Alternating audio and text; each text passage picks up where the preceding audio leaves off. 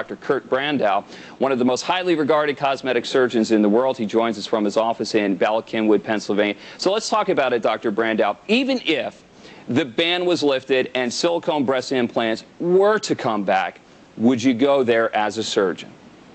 No, I wouldn't use silicone implants because recently I've taken so many of them out for leaking problems that I don't really understand why they ever wanted to bring them back. Are they better as far as how they look, how they feel? Is there an advantage to that over saline? Well, they certainly have much higher incidence of complication rates. I think where most people like to use them are when they use very big implants. Californians and the Texans like the real big implants, and I actually have an example of one. Yeah, let's see. Talk me through what you have here. Is this one of the old ones? This is one of the current saline implants. The ones which are FDA approved and we use a lot. And when you have the larger implants, you can see how it sort of ripples at the edge. Right. And when they're silicone, they're more solid. They don't have as many problems.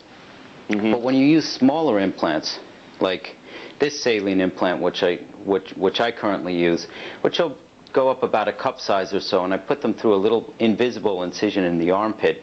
These are tough. They don't break. They don't.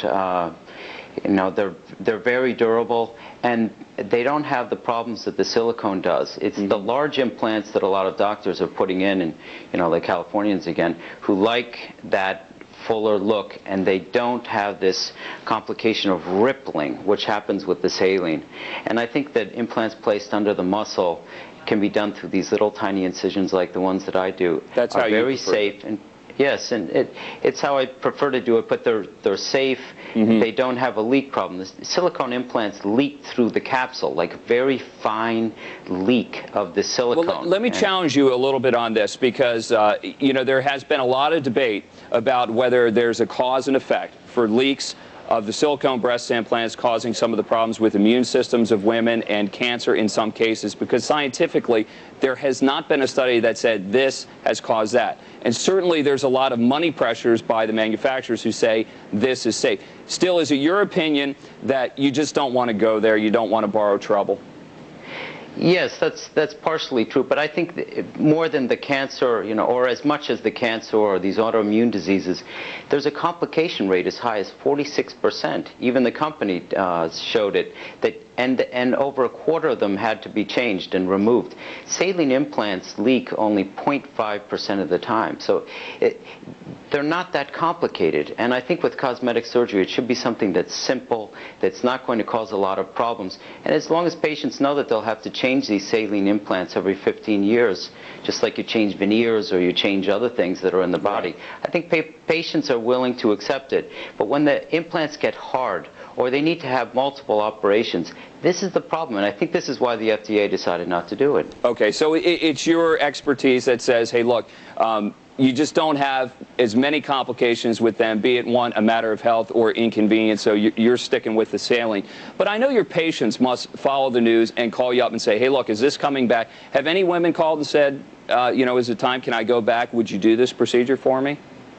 Some patients have asked me, but I've told them about the risks and the complications.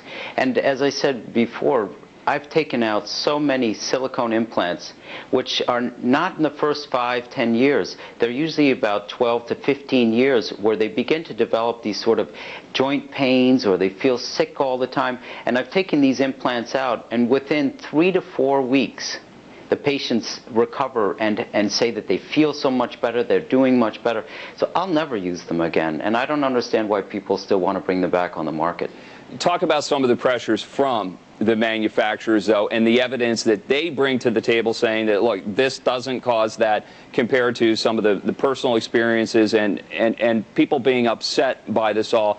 Talk about how money just really plays a big role in medicine and how we practice it.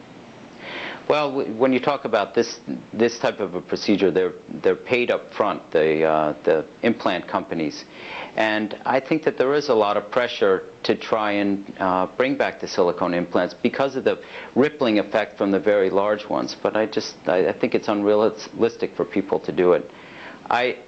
I go to these conferences and I see the representatives who are saying, you know, more and more people are using silicone implants, but I think that there is a lot of pressure, and they're giving the implants for, you know, a discounted rate. It just is something that I'm glad that the FDA stepped forward. You're not comfortable with it, and a lot of people who are opponents of it say, look, more research needs to be done. All right, Dr. Kirk I think Braendle, so. thanks so much for coming in, or at least Thank you very much, spending some time with us from your office here in Bala Cynwyd. For more information about cosmetic surgery procedures performed by Dr. Braendle, you can log on to www.braendleclinic.com.